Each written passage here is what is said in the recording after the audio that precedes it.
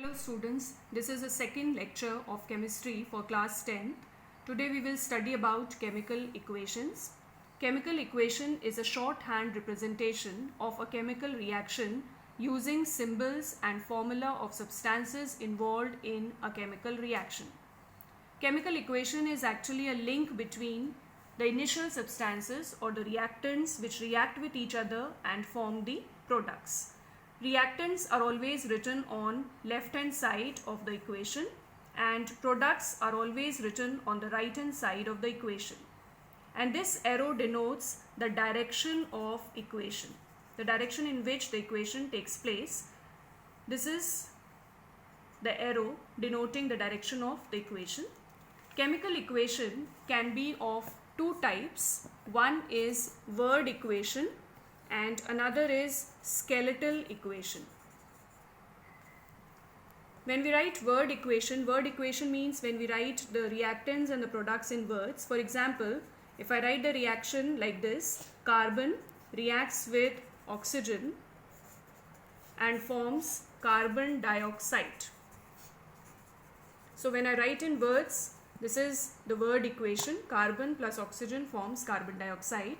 Skeletal equation, when I write the symbols of the elements, carbon, C plus O2, O2 is a symbol for oxygen and it forms carbon dioxide.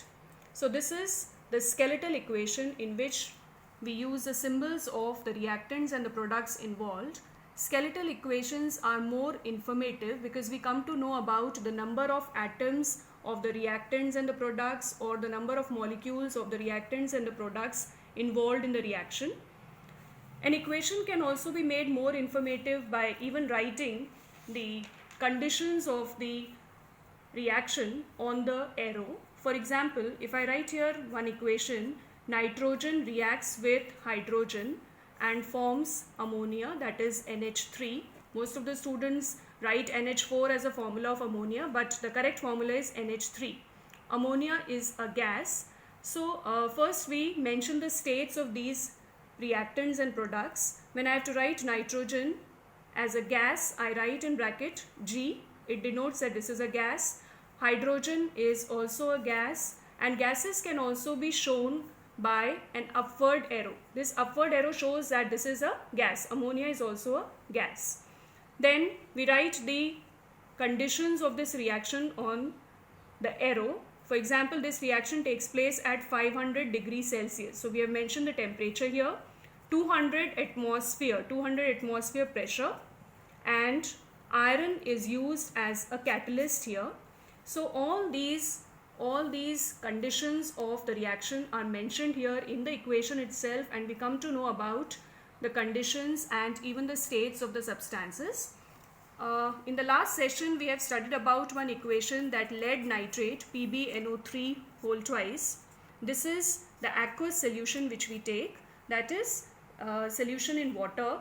When it reacts with potassium iodide, again I write in bracket aqueous because this is aqueous solution, and they react and form PbI2. Now rather I can write here in bracket PPT. If I write here PPT, this is also okay, but I can also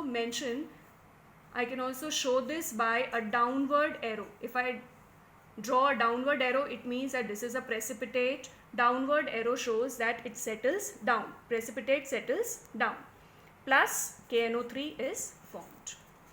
So your equations are more informative. These skeletal equations are more informative if you write the state of the substance, state of the reactants and the products, and even the conditions of the reactions can be mentioned.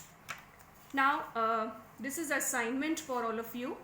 This has to be done in your chemistry registers. First question is, why should magnesium ribbon be cleaned before burning in air? Second is, when we mix lead nitrate solution with potassium iodide solution, what is the color of the precipitate formed? And third question is, state the characteristic features of a chemical reaction. And fourth is, what do you mean by reactants and products? So this has to be done in your chemistry register. Please do the assignment at your homes and be safe. Thank you.